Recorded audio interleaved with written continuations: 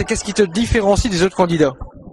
Ce qui me différencie des autres candidats, d'abord par rapport à certains, c'est le côté où je suis, c'est-à-dire que je suis du côté des gens qui travaillent et qui veulent travailler, qui veulent gagner correctement leur vie en travaillant sans prétendre s'épuiser au travail, que les gens qui travaillent pour vivre.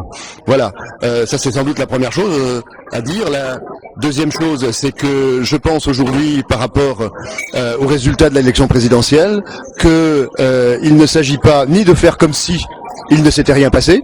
Et quelquefois, quand j'entends certains candidats de gauche, j'ai l'impression qu'il s'est rien passé et que à la présidentielle et qu'on est parti pour encore une fois espérer ce qui n'arrivera pas. En même temps, je suis de ceux qui disent qu'il ne faut baisser ni les bras ni les yeux.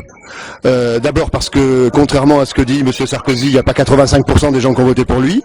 Il y en a eu 30% au premier tour et 53% au deuxième. Ça veut dire qu'il y a 45% de personnes dans ce pays qui ne sont pas d'accord avec sa politique et il va falloir qu'il en tienne compte. D'autant qu'on voit bien que ces projets ne satisferont pas les objectifs qu'ils prétendent satisfaire et que donc bien nous serons là. Et je dis donc, ne pas baisser les yeux, ne pas baisser les bras et au contraire, dimanche prochain, profiter de l'occasion pour hausser le ton. Et dire franchement que nous n'avons pas seulement à revendiquer le refus de ce que M. Sarkozy va vouloir faire.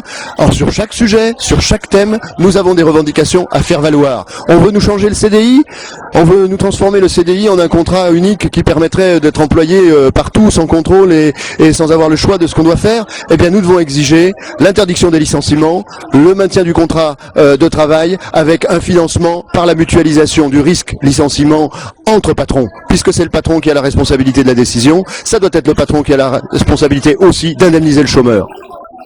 D'accord ? Qui ne serait plus chômeur du coup. Il conserverait son contrat le temps qu'on lui en trouve un autre et qu'il assume le travail de formation nécessaire si c'est le cas. Voilà par exemple, sur ce cas-là. Donc avancer nos revendications en positif et ne pas refuser de le faire. Si tu avais à nous donner 3 raisons de voter pour toi, autres que celles que tu viens d'énoncer. La première, nous sommes nous dans une optique qui est conforme au vote qui a été très largement exprimé localement à l'occasion du référendum, c'est-à-dire que nous sommes pour un non de gauche à l'Europe telle qu'elle est. Monsieur Sarkozy va vouloir nous la remettre sur le tapis avec une petite manœuvre, mais ce sera ça quand même.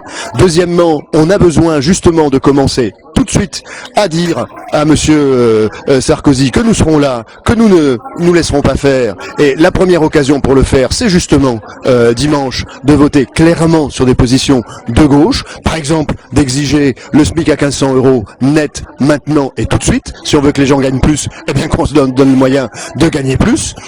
Ensuite, une troisième raison, il va falloir défendre un certain nombre d'acquis et de choses particulièrement menacées, telles que la protection sociale. Aujourd'hui, eh bien pour cela aussi, on a besoin d'une gauche de combat, une bonne gauche, comme dirait l'autre. Nous sommes une bonne gauche. Voilà ce que nous voulons être. Enfin, parmi les questions des Lersois et des Roubaisiens qui étaient réunis ce soir, est-ce qu'il y a un point particulier qui t'a intéressé ou surpris ?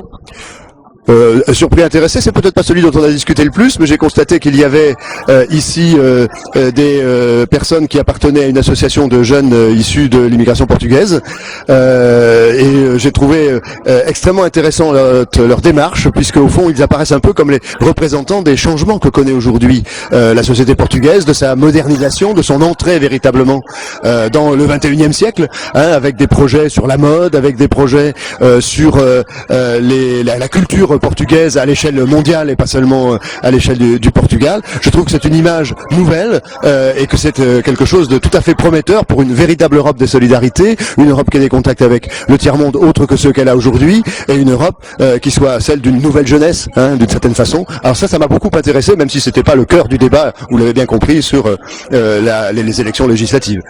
Merci bien. Eh bien merci beaucoup. À bientôt. Et à bientôt.